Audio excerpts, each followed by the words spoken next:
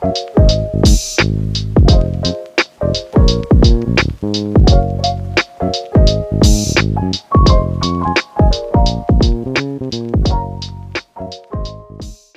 back to the Low Blow podcast. I'm Low, and on today's episode, I wanted to just talk about starting off the new year, setting those new goals, and getting back into the routine after the holidays. I feel like the holidays are a time where, for a lot of us, it's an exception. We let go of all of our routines a little bit, of the habits we've built throughout the year, and just enjoy and unplug for a bit, which is a great thing. But once that new year starts, we really want to start to get back into what we're focused on and all our goals.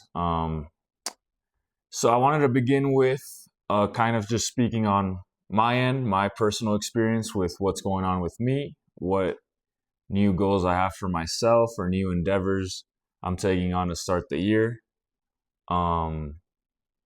So I took some time off. I fought luckily at the end of last year, December 20th. And typically after a fight, you take time off. So it was perfect for the holidays. So I would have been resting anyways, but definitely let myself loose a bit during the holidays more than I would have otherwise if it was another time of the year. But I still try to maintain a little bit of discipline. For myself, at least in these past vacations, food was an issue. I just went in, as we all do. So much good food was cooked. I was with my family. My mom was cooking it up. Other family members. So I definitely went overboard there. I try to stick to my morning routines and rituals as best as I could, and I stayed consistent on that.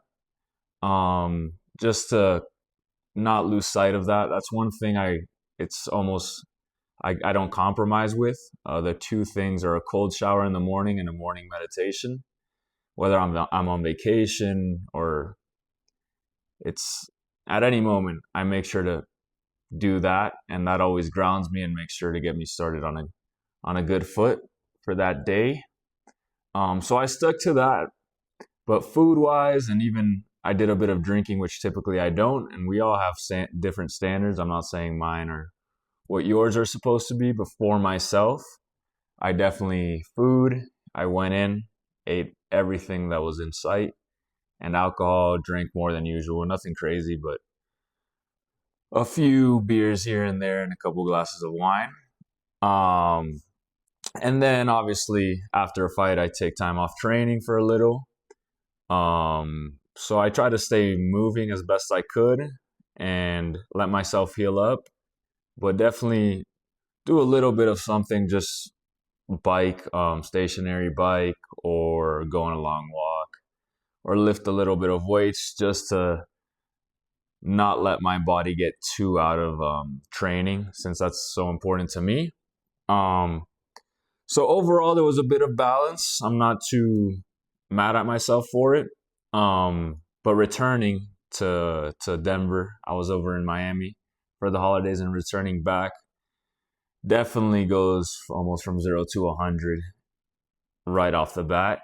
And even with having a bit of balance on vacation, it's not the same. The level of training we're doing takes a few weeks to get back into. And so I'm kind of in that stage, getting back into training. It's been great. I'm so happy to be back. Definitely feeling it more than I would have otherwise.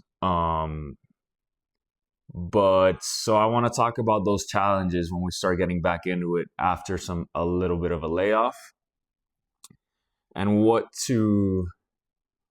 how to organize yourself a bit in order to make it easier for yourself to stay consistent and have that discipline. So first thing I like to do is obviously plan. I'm also on a team, which makes things easier since we have a set schedule. For those that maybe just work out on their own or go to jiu-jitsu class or whatever it may be, you're being held less accountable for sure it's on you, other than someone overlooking, either your teammates or your coaches, um, that make sure that you're coming in and putting in that work. So I'd say one of the easiest ways to organize yourself for that is, for whatever it may be, is definitely write out what you're shooting for. I think a weekly basis is best, and then you can do monthly or 3 months. Going too far out, I don't think serves a purpose. I think keeping it relatively short term is always better. And holding yourself accountable, checking those things off gives you a ton of confidence, whether it's a 30-minute walk or a CrossFit workout or reading for 30 minutes, whatever that goal you set for yourself is, write it out, write in a time where you want to do it. Because otherwise we'll get pulled in all directions through our day to day, whether it's someone asking us to go join them for a plan, which also I think could be a part of that schedule, and there could be time for that, but not too much to where it pulls away from your other goals and plans you have for yourself. So making that weekly schedule, dedicating time to those things that are important to you, is super important.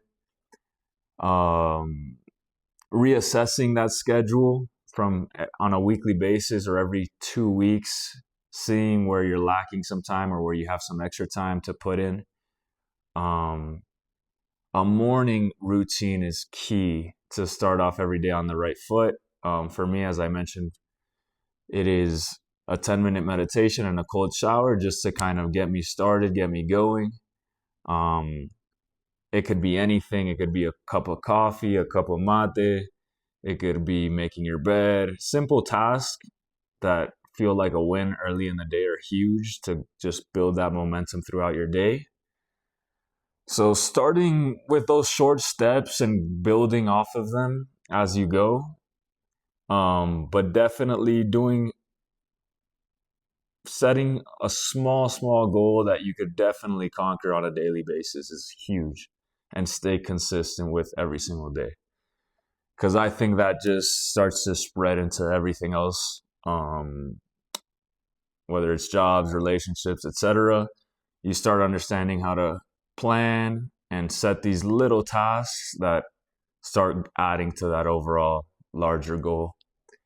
The second thing that helps me a ton personally in terms of staying committed to things or holding myself accountable is other people. I like to share my goals with those who are closest with me, whether could be a partner, a brother, sister, parents, a close friend, anyone who you trust and know will be there for you. Sharing what your vision is with them is huge, because once you've spoken it, I feel like you feel a certain responsibility to go out there and do it. You don't have to go on Instagram and post it on your story or make it super public, but I mean, you can if you'd like to. But I personally prefer to do it with my inner circle, and so they know where I'm headed. And if I start falling off, they can kind of be like, yo, I thought you had this and this in mind. Doesn't seem like you're putting in that time for that. And that really checks you and makes you say, yeah, you're right. Let's get back to planning. Let's get back to the drawing board and reorganize all this.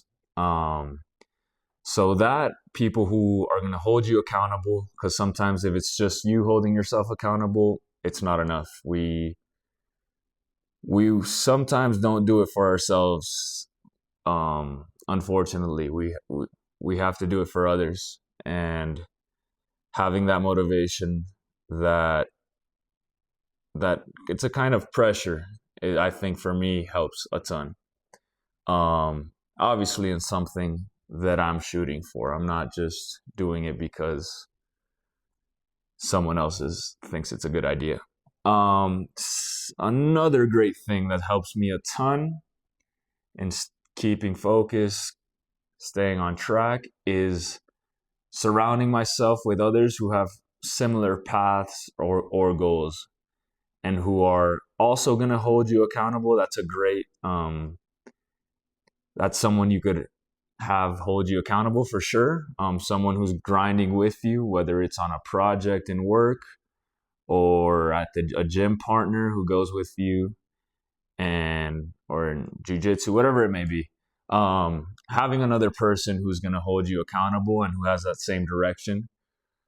So when either of you start to wane off or fall off the committed path, they can call you out on it, and you have to make a choice as to whether you're staying disciplined and continuing or you're gonna let it go. But I think that's huge. Personally, I have a ton of teammates who do that for me and provide that for me, my coaches as well. So it definitely forces me to stay on track, and seeing other people like my teammates work super hard motivates me and inspires me to keep working as hard. And mentors as well. Mentors are a great source of inspiration, a source of wisdom, source of discipline in holding you accountable as well. If you could find a mentor in your field, it's so huge because they've done it. They've been through the fire. They've been through those hard moments. They've been through the doubt. And they've been through those lows where you begin to kind of slow down in your overall drive towards your goals, and how they've rebuilt from it and gotten back on that track. So a mentor is huge as well. And yeah, surround yourself with people who work hard, who have good attitudes, and who are happy to be doing what they're doing. I think that makes every day more fun. If you could be surrounded with groups like that on a daily basis, I think you're going to get far. Stay away from those people who drive you away from those things, who don't add value, who choose to, pull you in the wrong direction. Know what you want and express that to yourself, write it out, express it to the closest people, and surrounding yourself with those people that are grinding day in and day out. So you're constantly being pushed and motivated to stay on track. And those things I just mentioned are what gets you through it on those days that you're waking up and you're like, fuck this shit. I gotta go back and do this all over again, man. Having those things to lean on really just makes it easier for myself, at least. I can only speak for myself, but these past few weeks getting back into training, there's been moments, early mornings where I'm like, shit, I am sore, my body hurts, I did not sleep very well, etc. All these things that we tell ourselves, but you can't give in to how you feel if you want to make progress over time. Because most of the time, personally, I'm not jumping out of bed. I am excited and I am blessed and I'm grateful for every single day, don't get me wrong, but every day is a bit of a challenge. It's not easy. So find those things that you can truly rely on to force you to get out of bed, regardless of how you feel. Write it out. Write out. If you don't have a mentor, try to find one. If you're not surrounded by people who are like-minded or who have similar goals, make that a goal. Start seeking that. Create that morning routine, that ritual that gets you started every single day on the right foot. And then just organize all these things. Short term, I think, is always better. If we do long term, we lose sight of it and kind of forget. But that short term, weekly basis keeps you consistent, keeps you checking in on yourself, and it allows you to track the progress as well. Whether it's you could adjust to add more or add less depending on how you see it going and where it's taking you, maybe after a month or two, where you're at, how to make those adjustments. But that all comes through keeping track of everything. What else? I think that's pretty much it from me today. Those are my 2 cents. We're all starting a new year. It's tough, especially after the holidays, to get back into that routine, to build that momentum, to really focus in on what you want. So try to apply these things, test them out, see if they work for you. Those things are what works for me personally. And yeah, let me know if any of this adds value to your goals, to your routines, etc. I hope it helps you guys. And thank you all for tuning in. I'll be touching in more and more as we progress through the year, kind of on progress, how we readjust, etc. Staying on that path and staying consistent. I'll be here along the ride. Thank you guys for being here along my journey. No mate today. It's just a prop today. It's about 4 p.m., so I would not get any sleep. So yeah, just a prop, but it will always be by my side on these episodes. And once we have guests, they'll be getting in on the action as well. So yeah, thank you all for tuning in. If you have any questions, anything you want me to address, please let me know in the comments or reach out through Instagram. Like and subscribe if you're enjoying following along. And thank you all for tuning in. This is the Low Blow Podcast. We'll talk soon.